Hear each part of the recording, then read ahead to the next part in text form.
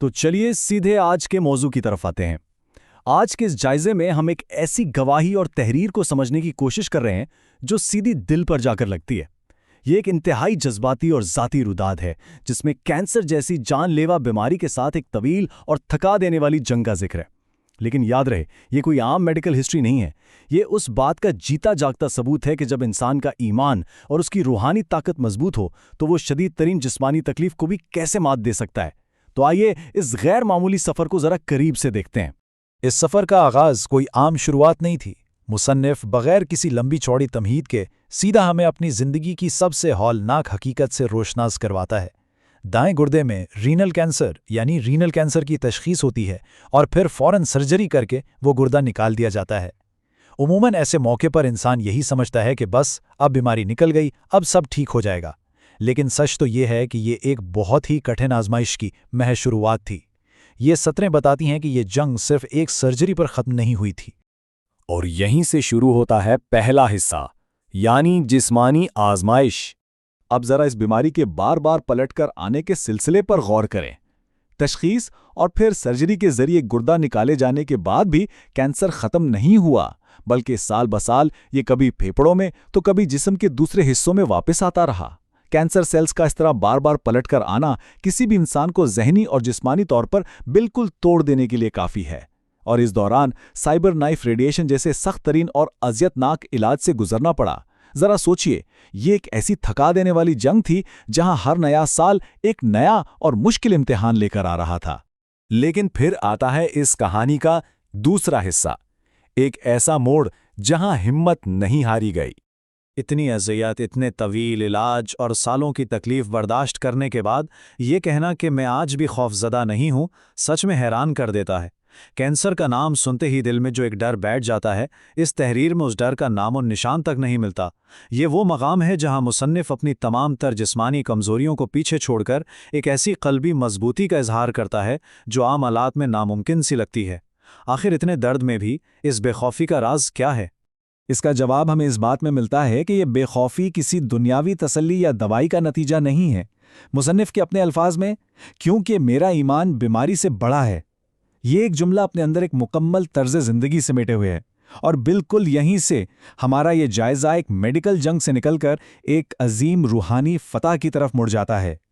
ये बात साबित करती है कि अगर अंदर का यकीन पुख्ता हो तो बाहर की कोई भी बीमारी इंसान को डरा नहीं सकती। और इस मजबूत यकीन की बुनियाद क्या है, ये हम देखते हैं तीसरे हिस्से में, ईमान का सहारा। 41। बज़ाहिर देखा जाए तो ये सिर्फ एक हिंसा है, लेकिन इस पूरी दस्तावेज़ में इसकी अहमियत बहुत ही ख़ास है। ये कैंसर के इलाज के दिन या कोई मेडिकल रिकॉर्ड नहीं है, बल्कि ये वो मखसूस तादाद है जो मुसन्निफ की रोज़मर्रा की रूहानी ग़िज़ा बन चुकी है। एक ऐसा अमल जो हर सुबह एक नई उम्मीद के साथ दोहराया जाता है। आइए देखते हैं कि इस हिंसे के पीछे असल राज क्या है। ये राज छुपा है चौथे हिस्से में, सूरतुल फातिहा की ताकत। जी हाँ, ये 41 का हिस्सा दरअसल सूरतुल फातिहा पढ़ने की तादाद है। मुसन्निफ रोज़ाना फज्र की नमाज में सूरतुल फातिहा 41 मरतबा पढ़ता है, और ये मुक़द्दस कलाम इस पूरे मुश्किल सफ़र की असल रूह है। जब वो ये अरबी आयात अदा करता है, इय्याका नअबुदु व इय्याका नस्तईन, जिसका मतलब है हम तेरी ही इबादत करते हैं और तुझसे ही मदद मांगते हैं, तो उसके बकौल उसे दिल में एक अजीब सा नाकाबिले बयान सुकून महसूस होता है। तसव्वुर करें, एक तरफ जिस्म कैंसर की वजह से निढाल है और दूसरी तरफ महज एक आयत के विर्द से ऐसा सुकून मिल रहा है जो दुनिया की कोई भी महंगी तरीन दवाई नहीं दे सकती। ये बंदगी का इकरार ही तो है जो सारे बोझ को हल्का कर देता है। और इसी अमल से एक बहुत गहरा यकीन जन्म लेता है। जब ये बात पूरे दिल से तस्लीम कर ली जाए कि ज़िंदगी और मौत सिर्फ़ और सिर्फ अल्लाह के हाथ में है, तो फिर बीमारी से हार जाने या मौत का खौफ खुद ब खुद दम तोड़ देता है। मुसन्निफ का ये पुख्ता अक़ीदा कि कैंसर उसकी मौत का फ़ैसला हरगिज़ नहीं कर सकता, बल्कि ये फ़ैसला सिर्फ उस आला ज़ात के पास है, उसे इस सारी मुश्किल सूरत हाल में बिल्कुल पुरसुकून रखता है। ये एक ऐसा नज़रिया है जो इंसान के फ़ानी होने के सबसे बड़े डर को बेअसर कर देता है। अब चलते हैं 5वें हिस्से की तरफ, जिस्म बमुकाबला रूह। इसमें कोई शक नहीं कि कैंसर एक तबाहकुन बीमारी है। ये इंसानी जिस्म को अंदर से खोखला कर सकती है, खुलियों को नुकसान पहुंचाती है और सारी तवानाई छीन लेती है। لیکن یہ کبھی بھی اللہ پر یقین، امید اور بھروسے کو کمزور نہیں کر سکتی۔ جسمانی زوال اپنی جگہ ایک تلخ حقیقت ہو سکتا ہے، لیکن جو روح ہے وہ ایمان کی بدولت بالکل ناقابل تذکیر رہتی ہے۔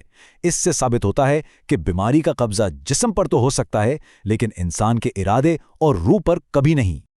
اور یہی بات ہمیں چھٹے اور آخری حصے کی طرف لے جاتی ہے، امید کا پیغام۔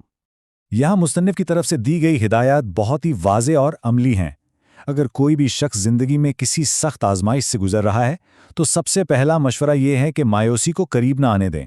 اس کے بعد دعا کا سلسلہ جاری رکھیں، نماز کے ساتھ اپنا تعلق مضبوط رکھیں اور سب سے بڑھ کر اللہ کی رحمت پر پورا یقین رکھیں۔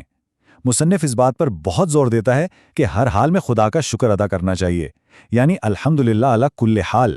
اور یاد رکھیں، یہ محض زبانی تسلیہ نہیں ہے، بلکہ یہ وہ عملی کام ہے جن کے ذریعے مصنف نے خود کینسر جیسی بیماری کو ذہنی طور پر شکست دی ہے۔